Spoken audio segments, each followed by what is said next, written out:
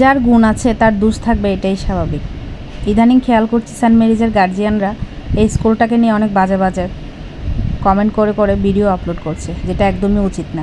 সেই যুগ যুগ ধরে সেন্ট মেরিজ শহরের মধ্যে সেরা একটা স্কুল।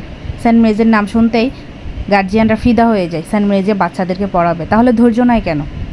বাদ দিলাম ওইসব কথা। স্কুল থেকে আসলাম, জাতীয় ফুল নিয়ে আমার ছেলে ম্যাজিক করছিল, তাই একটু ভিডিও করে রাখলাম। তারপরের আর কোনো ক্লিপ করা হয়নি, ধরা হয়নি, ধারণ করলাম না আর কি, ভালো লাগছিল না, তাই পরদিন সকালের নাস্তা দিয়ে শুরু করলাম আজকের ভিডিওটা। নাস্তা করে আমার রান্নাবান্নার কাজ শেষ, পূজার কাজ শেষ। দেন আমি আমার 3টা ব্যাগই সুন্দর করে পরিপাটি করে গুছিয়ে নিলাম। যদিও এতটা গোছানো না আমি, তারপরেও চেষ্টা করি সাধ্যের মধ্যে যতটুকু করতে পারার সেটা চেষ্টা করি।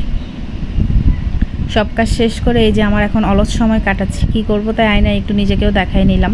সব সময় তো স্কুলে রেডি হয়ে যাওয়ার সময় আপনাদেরকে দেখাই, কিন্তু বাসায় কীভাবে থাকি সেটা তো কখনো দেখানো হয়নি, তাই আজকে দেখিয়ে নিলাম।